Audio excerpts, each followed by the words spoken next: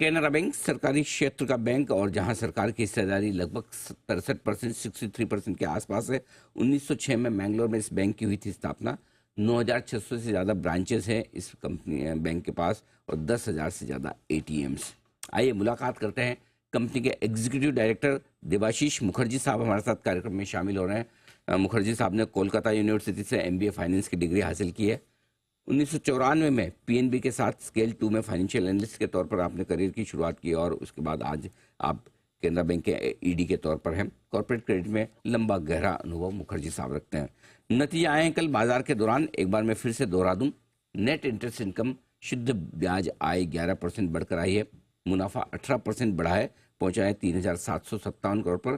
Provisioning घटी है 5% साल दर साल और तिमाही दर तिमाही प्रोविजनिंग 8% बढ़ी है। वहीं नेट और ग्रॉस लेवल पर NPA तिमाही दर तिमाही कम होकर आए। एसेट क्वालिटी सुधरी है। गाइडेंस भी दिया है बैंक ने। आइए इन्हीं सारे मुद्दों पर बातचीत करते हैं। मुखर्जी साहब, बहुत बहुत स्वागत है आपका। धन्यवाद हमें समय देने के लिए। सबसे पहले शुरुआत आपके प्रोविजनिंग से करना चाहता हूँ। तिमाही दर तिमाही प्रोविजनिंग आपकी बढ़कर आई है 2107 करोड़ से 2280 करोड़। क्या वजह है प्रोविजनिंग और स्लिपेजेस दोनों ही बढ़ने की, जरा समझाएं सर। देखिए, नमस्कार सिंह जी। इसमें क्या है कि देखिए, स्लिपेजेस तो बढ़ता ही जाता है, तो उसको तो हम बिल्कुल जीरो तो नहीं कर सकते, लेकिन हमारा बैंक का एक ये वो है, गाइडलाइंस है कि हम कोशिश करते हैं कि जो हमारा स्लिपेज हो उससे ज्यादा हमारी रिकवरी हो। तो ये हम मेंटेन करते आ रहे हैं, तो इस बार भी वही किया है। तो हमारे जो NPAs का जो प्रोविजन है वो मोर और लेस फ्लैट आप कह सकते हैं, थोड़ा बहुत बढ़ा है। तो इसका वजह यही है कि थोड़ा सा स्लिपेज हुआ है, जो कि होता रहेगा, लेकिन रिकवरी हमने स्लिपेज से ज्यादा किया है। रिकवरी बेहतर है, ये एक अच्छा संकेत है। ग्रोस और नेट दोनों लेवल पर आपकी तिमाही दर तिमाही एसेट क्वालिटी मजबूत रही है, उसके पीछे के कारण बताएं सर। सर, इसमें क्या है कि हम लोगों का जो पॉलिसी है, इसमें हम जो NPA है उसका दो हिस्सा करते हैं। जो बड़े वाले हैं उसका तरीका दूसरा होता है रिकवरी का, जो छोटे वाले हैं उसका तरीका दूसरा होता है। तो इसमें क्या है, जो छोटे वाले या मिड लेवल वाले NPA होते हैं उसका हम कोशिश करते हैं कि वन टाइम सेटलमेंट हो जाए या फिर सरफेसी एक्शन से हो जाए। और जो बड़े वाले हैं उसके लिए दूसरा तरीका होता है। वन टाइम सेटलमेंट किसी के लिए भी वेलकम है, बट उसमें क्या है कि हम NCLT या NARCL सेल इस तरह का हम लोग करते हैं।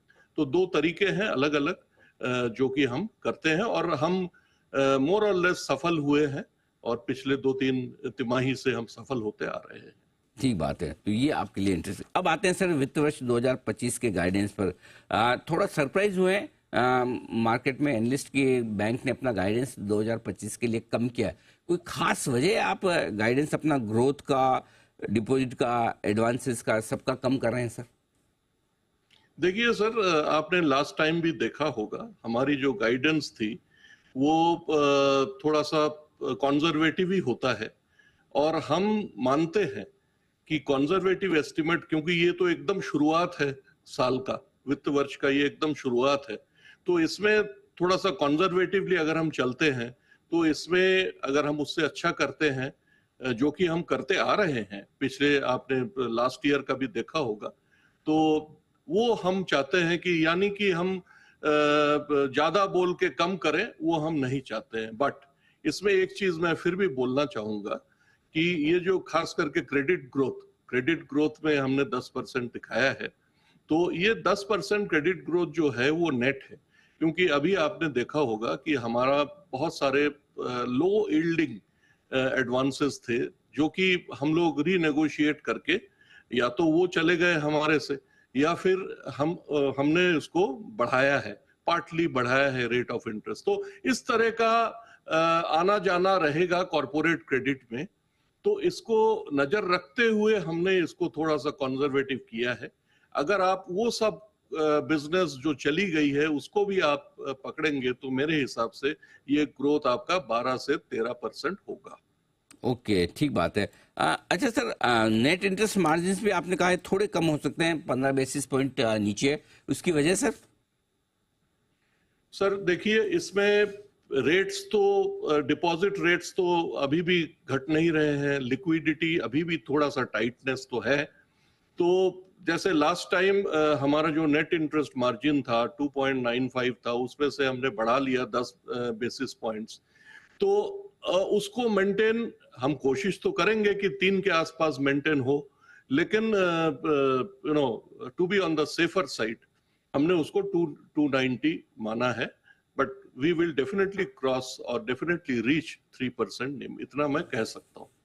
ठीक बात है। अच्छा सर, आरबीआई की तरफ से अभी हाल ही में जो गाइडलाइंस आई थी अंडर कंस्ट्रक्शन प्रोजेक्ट्स को लेकर, जहां प्रोविजनिंग के नियम वो धीमे धीमे बढ़ाने के बारे में सोचे, अभी तो ड्राफ्ट है, लेकिन अगर ऐसा होता है तो कुछ बैंक की कितनी बुक पर असर पड़ सकता है? देखिए, हमने एक बहुत रफ एस्टिमेट किया है अभी तक, क्योंकि अभी पूरी गाइडलाइंस आई नहीं है। हमें कुछ और भी जानकारी लेना है रेगुलेटर से, जो कि जिसकी तैयारी हम कर रहे हैं अभी। तो ये सबको मानते हुए, क्योंकि अभी हमें पता ही नहीं है कि इसका फ्लोर क्या है, क्या ये 10 लाख में भी लागू है या 500 करोड़ से ऊपर वाले में लागू है, ये क्लैरिटी अभी नहीं है हमारे पास।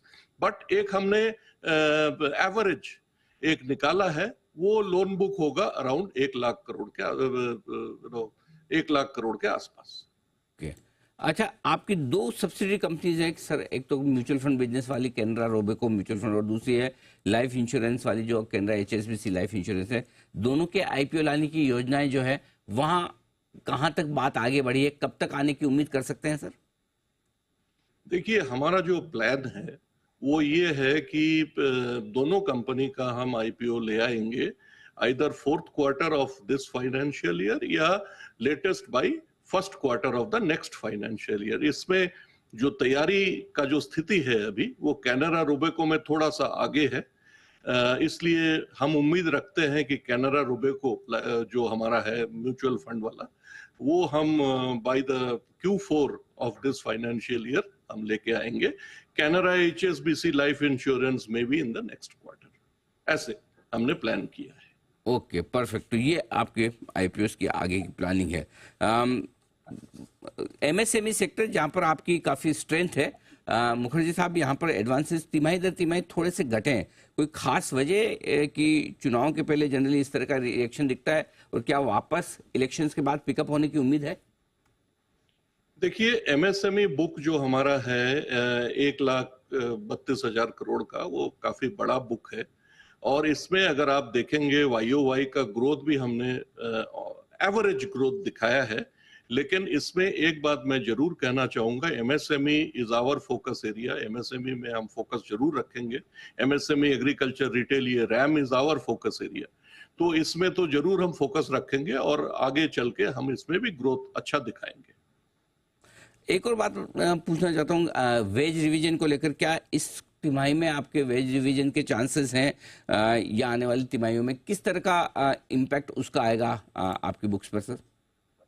देखिए, प्रोविजन का इम्पैक्ट तो हम ऑलरेडी ले चुके हैं, और आगे चल के हमारा जो स्टाफ कॉस्ट है, जैसे कि आपने देखा होगा, वो हम लोग उम्मीद रखते हैं कि 4,100 करोड़ का ही होगा।